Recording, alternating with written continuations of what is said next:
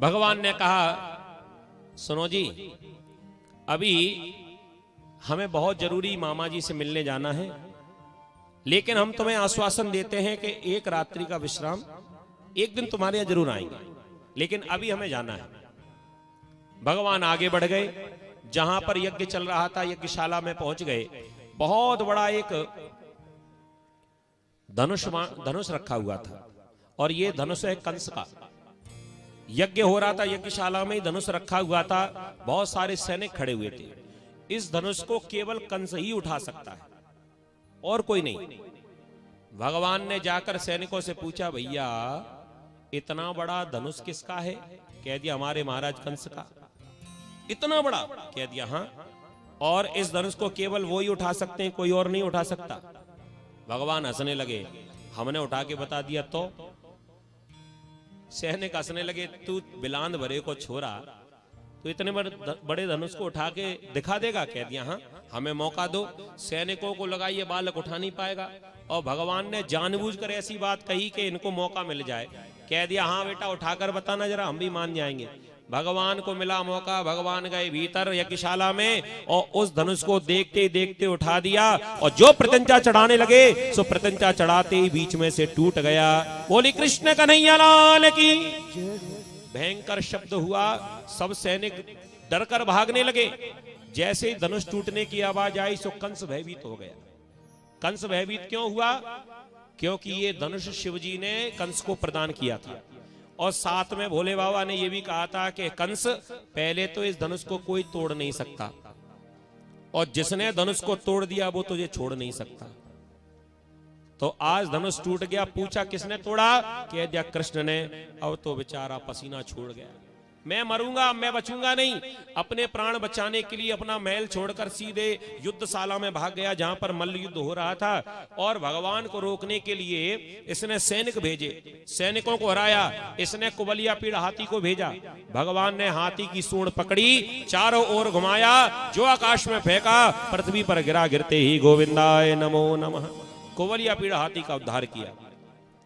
भगवान सीधे मल्लशाला में पहुंच गए। वहां पर क्या देखते हैं? बहुत ऊंचाई पर जाकर, जितना ये ऊंचा है ना, इतनी ऊंचाई पर जाकर और अपना आसन जमाकर दूर से मल्लशाला का आनंद ले रहा था, मल्ल युद्ध का आनंद ले रहा था। बड़े बड़े योद्धा हैं, सल तोसल मुष्टिक चाणूर, आपस में युद्ध हो रहा था। और भगवान सीधे मल्लशाला में ही पहुंच गए। वहां क्या देखा? जैसे ही कंस ने कृष्ण बलराम को आते देखा, सोई कंस भयभीत हो गया। भगवान का दर्शन सबने किया। जैसे मेला भरता है ना, मेले में दंगल होता है, पहलवान भी आते हैं, दर्शक भी आते हैं, तो वहां पर भी बहुत लोग थे। कंस ने देखा भगवान को, पहलवानों ने देखा, प्रजा ने देखा, नंद बाबा ने देखा, कुछ संत बैठे थे, संतों ने भी देखा। कितना सुंदर श्लोक आया। सुखदेव जी कहने लगे, राजन परीक्षित, भगवान अकेले हैं और एक भगवान के कितने रूप दिखाई पड़ रहे हैं। मल्ला नाम असनिर्नाम नरवरः, स्त्री नाम स्मरो मूर्तिमान, गोपा नाम स्वजनो सता क्षितिभुजाम, शास्ता सुपित्रो शिशु। मल्ला नाम, जैसे पहलवानों ने देखा तो भगवान तो पहलवान ही दिखाई पड़ रहे हैं। कंस ने देखा, अब वही भगवान एक ही हैं। पहलवानों को पहलवान दिखाई पड़े, कंस को अपना काल दिखाई पड़ा कि साक्षात यमराज ही चले आ रहे हैं। अच्छा, मथुरा के जितने भी थे, मथुरा वासियों ने देखा तो भगवान भविष्य के राजा दिखाई पड़ने लगे कि राजा यही है। नंद बाबा भी बैठे थे। नंद बाबा को लगा कि ये तो हमारा कन्हैया है। अपना पुत्र दिखाई पड़ा, शास्ता सुपुत्रो शिशु, इन्हें अपना पुत्र दिखाई पड़ा। और संतों ने देखा तो साक्षात नारायण ही दिखाई पड़े। जाकी रही भावना जैसी, प्रभु मूरत देखी तिन। जिसकी जैसी भावना है, एक भगवान अनेकों रूप में दिखाई पड़ने लगे। जैसे ही भगवान पहुंचे, कंस चीखने लगा, ए पहलवानों, आपस में लड़ना बंद करो। ये दो बालक सामने जो आ रहे हैं ना, इनके साथ में युद्ध करो। भगवान मल्लशाला के भीतर चले गए। सल, तोशल, मुष्टिक, चाणूर, बड़े बड़े पहलवान, कई हजार हाथियों का बल जिनके भीतर था। अब छोटे छोटे बालक, भगवान धीरे से कहने लगे, मामा जी ने धीरे पटकना, आप तो बड़े पहलवान हो। उनमें से जो चाणूर था, चाणूर कहने लगा, हम तुम्हें जानते हैं, तुम्हारे कहानी किस्से हमने सुने हैं। न बालो न किशोरत्न बलश्च बलनाम्बर लीलये वो हतो ये न सहस्त्रदुप सप्तभृत। हमने तुम्हारे बारे में सुना है, बड़े बड़े राक्षस तुमने पछाड़ दिए, कैसे कह रहे हो कि तुम छोटे बालक हो। भगवान ने कह दिया, जब इतना ही जानते हो हमारे बारे में तो काय को मरने आए, भगते क्यों नहीं हो। कह दिया, क्या भगे, हम तो मरने ही आए हैं। अगर आपने नहीं मारा तो हमें दुष्ट के हाथों से मरना पड़ेगा, तो दुष्ट के हाथों से मरने से बढ़िया आपके हाथों से मरे तो कम से कम हमारा उद्धार तो हो जाएगा। एक सूफी संत बड़ी अच्छी बात लिखते हैं, जहां बेदर्द हाकिम हो वहां फरियाद क्या करना, लिखा परदेस किस्मत में वतन की याद क्या करना। जहां बेदर्द हाकिम हो वहां फरियाद क्या करना। तो ये जो कंस है ना, ये हमारा जो महाराज है, ये बड़ा दुष्ट है। अब इसके सामने भी हम क्या फरियाद करेंगे। तो महाराज हम तो मरने ही आए हैं। कह दिया, मरने ही आए हो तो काय को देर करें। भगवान ने एक मुष्टिका जमाई और धड़ाम से पृथ्वी पर गिरा। दाऊ जी ने पूछा, तेरा नाम?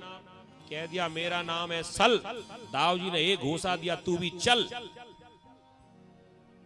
मुष्टिक नाम का पहलवान आया, सो ऐसी मुष्टिक आदि पृथ्वी में ही धस गया।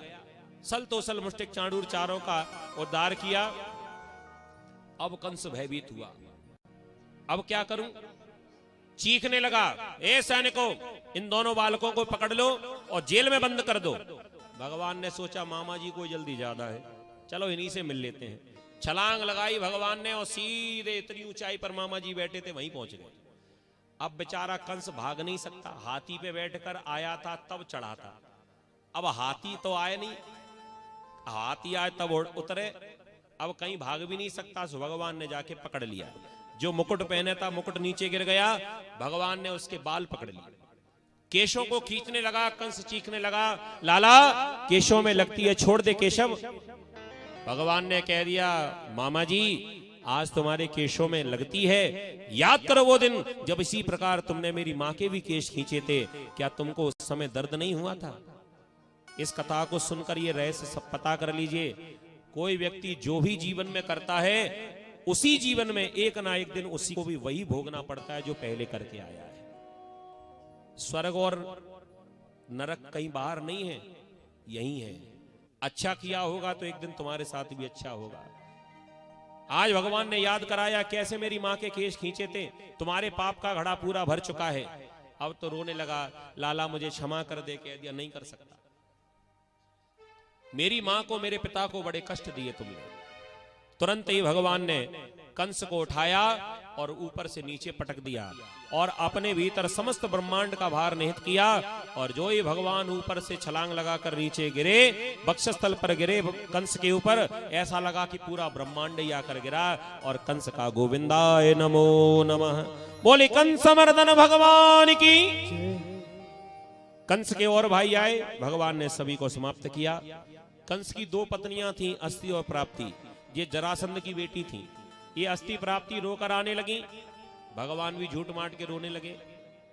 अस्ति प्राप्ति ने सोचा, ये काय को रो रहा है, इसने तो हमारे पति को मारा, इसी ने तुम्हारा सुहाग उजाड़ा। भगवान कहने लगे, मामी जी तुम्हारी कसम, हमने कुछ नहीं किया। हम तो मामा जी से मिलने गए थे, लेकिन मामा जी को इतनी जल्दी थी, बताओ इतनी ऊंचाई पर बैठने की क्या जरूरत थी, नीचे ही बैठ जाते। जब हम मामा भांजे दोनों आपस में मिले तो पैर फिसल गया और नीचे गिर पड़े। वो तो अच्छा रहा कि मामा जी नीचे गिरे, हम ऊपर गिरे, नहीं तो जो मामा जी का हाल होता वो हमारा भी हो सकता था। अस्ति प्राप्ति कहने लगे, हमें मालूम है जानबूझकर तुमने हमारे स्वाग को उजाड़ा है, हम अपने पिता जरासंध से तुम्हारी शिकायत करेंगी, तुम्हें हम यहाँ चैन से रहने नहीं देंगे। अस्ति प्राप्ति तो चली गई, वहां से मथुरा से सीधे मगध देश पहुंची, अपने पिता को शिकायत कर दी। इस बीच में भगवान ने सबसे पहले जाकर कारागृह में अपने नाना उग्रसेन को मुक्त कराया, राजगद्दी पर बिठाया। अपनी मैया देवकी से जाकर मिले। मैया देवकी ने कृष्ण बलराम दोनों भाइयों को अपने हृदय से लगा लिया। वसुदेव जी महाराज को प्रणाम किया। अपने पुत्रों को प्राप्त करके माता पिता दोनों बड़े हर्षित हो रहे हैं। इधर नंद बाबा को पता चला कि कृष्ण हमारा पुत्र नहीं है। नंद बाबा को कष्ट होने लगा। आज इतने दिनों के बाद पता चला, जब भगवान ने कंस को मारा तब भगवान की आयु कितनी थी? 11 वर्ष 56 दिन की। इतने दिनों के बाद भगवान को नंद बाबा को पता चला कि कृष्ण मेरा पुत्र नहीं है। नंद बाबा वहीं से दुखी होकर वापस ब्रज की ओर लौट गए। ब्रजवासी लौट गए। ग्वालवाल खड़े थे। ग्वालवाल कहने लगे, लाला हमें पता चला है कि तू अब हमारे संग वृंदावन में नहीं रहेगा। भगवान ने कह दिया, क्यों नहीं रहूंगा? कह दिया, सब कह रहे हैं कि तुम तो वसुदेव और देवकी के पुत्र हो। भगवान ने कह दिया, तो पुत्र हो गया तो क्या हो गया, लेकिन रहूंगा तो फिर भी तुम्हारे साथ। तो फिर अब हम कब चलेंगे? भगवान ने सबको बहला दिया कि तुम चलो, पीछे पीछे मैं भी आता हूं। ग्वालवाल कहने लगे, जल्दी आ जाइयो। कह दिया, तुम पहुंच नहीं पाओगे, तब तक मैं वहां आ जाऊंगा। और सुनो, जब तक मैं ना आऊं तब तक मेरी मैया का और मेरी गैया का ध्यान तुम्हें रखना पड़ेगा। मैं जल्दी लौट कर आऊंगा। ऐसा बहला दिया। सब ग्वालवाल मित्र मंडली जो थी वापस लौट गए।